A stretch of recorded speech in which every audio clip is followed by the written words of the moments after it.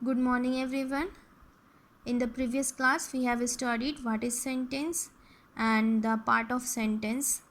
हम लोगों ने पहले क्लास में क्या पढ़ा था, सेंटेंस के बारे में कि सेंटेंस क्या होता है, ग्रुप ऑफ वर्ड्स जो कंप्लीट सेंस देता है, डैट मीन्स सेंटेंस, उसे सेंटेंस कहते हैं।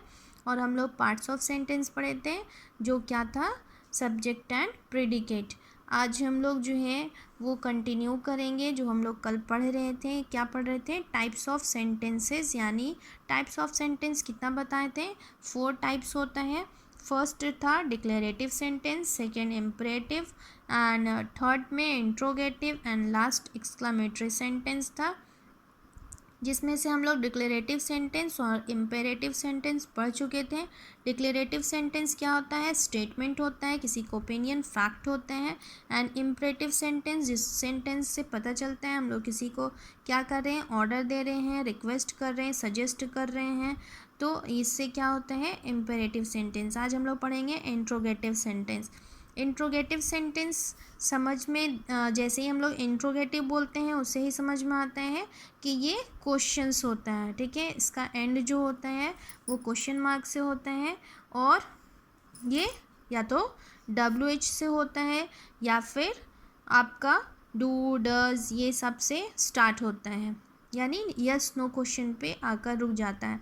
तो हम लोग देखेंगे आज इंट्रोगेटिव सेंटेंस, जिसमें क्या होता है, आस्किंग क्वेश्चन, यानी क्वेश्चन आस्क किया जाता है। An interrogative sentence asks a question, it ends with a question mark. तो इंट्रोगेटिव सेंटेंस जो होता है वो क्या करता है, क्वेश्चन आस्क करता है, और इसका एंड जो होता है वो किस पे होता है, एक्सक्लामेशन मार्क पे। इससे पहले हम लोग डिक्लेरेटिव और इम्परेटिव सेंटेंस देखे थे जिसका एंड जो होता है वो फुल स्टॉप पे होता है, बट इसमें क्या होता है, इंट्रोगेटिव सेंटेंस में ये एंड होता है क्वेश्चन मार्क पे।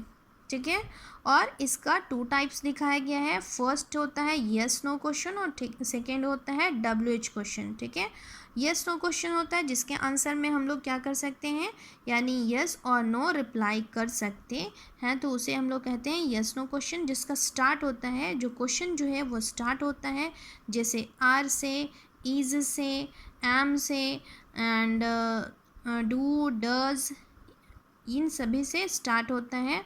विल से, ये सारे से स्टार्ट होगा, देन इसे कहते हैं हम लोग yes no question. And WH question जो WH से स्टार्ट होता है जैसे हाउ है, व्हाट है, विच है, वाई है, ये सारा रहेगा तो ये WH क्वेश्चन होता है। ठीक है, अब हम लोग देखेंगे,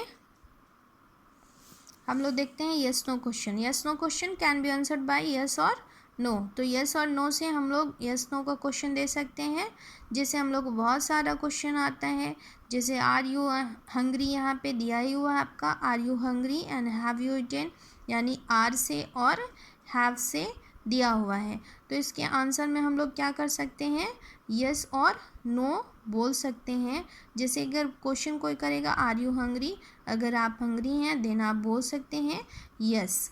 ओके, तो और WH क्वेश्चन क्या होता है, जिसमें आपका एक वर्ड से काम नहीं चलता है। ठीक है, एक वर्ड में अब कोई आपसे क्वेश्चन करेगा what is the weather like in Bhopal, तो आप ये तो नहीं उससे बोलेंगे ना यस या नो, या एक वर्ड में तो आंसर उसे नहीं बोलेंगे, आपको बोलना पड़ेगा।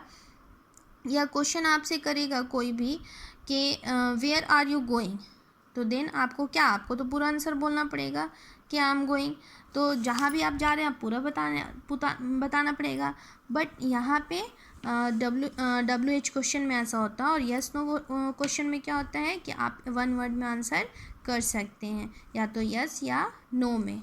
ओके, तो हम लोग क्या देखें कि इंट्रोगेटिव सेंटेंस जो होता है वो किसे कहते हैं, 2 होता है पार्ट, यस नो क्वेश्चन का और WH क्वेश्चन का। डैट मीन्स हम लोग इसमें क्या करते हैं, आस्किंग क्वेश्चन, यानी क्वेश्चन ही आस्क कर सकते हैं। देन हम लोग क्या कह सकते हैं इसमें, इंट्रोगेटिव सेंटेंस में क्या कह सकते हैं, sentences that are use to ask question are called interrogative sentence. ठीक है, तो जिसमें हम लोग क्या कह सकते हैं कि जिस क्वेश्चन आस्क किया जाता है किसी सेंटेंस में, जिसमें क्वेश्चन आस्क किया जाता है उसे हम लोग इंट्रोगेटिव सेंटेंस कहते हैं। अब हम लोग आते हैं एक्सक्लेमेटरी सेंटेंस पे। तो एक्सक्लेमेटरी सेंटेंस किसे कहते हैं, जो सडन इमोशंस को दिखाता है, एक्सप्रेस करता है, उसे हम लोग क्या कहते हैं, एक्सक्लामेटरी सेंटेंस। और इसका एंड जो होता है वो किस पे होता है, एक्सक्लामेशन मार्क पे। ठीक है, यहाँ पे क्या दिखाया है कि एक्सक्लामेशन यानी एक्सक्लामेटरी सेंटेंस जो होता है उसका एंड जो होता है वो किस पे होता है, एक्सक्लामेशन मार्क पे।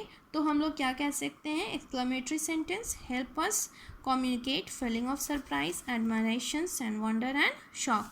ये इन सब में आता है, यानी एक्सक्लामेटरी सेंटेंस में अगर क्या होता है कि फीलिंग ऑफ सरप्राइज हो या वंडर हो या शॉक हो, तो ये सारे को एक्सप्रेस करता है, एक्सक्लामेटरी सेंटेंस के थ्रू हम लोग एक्सप्रेस करते हैं।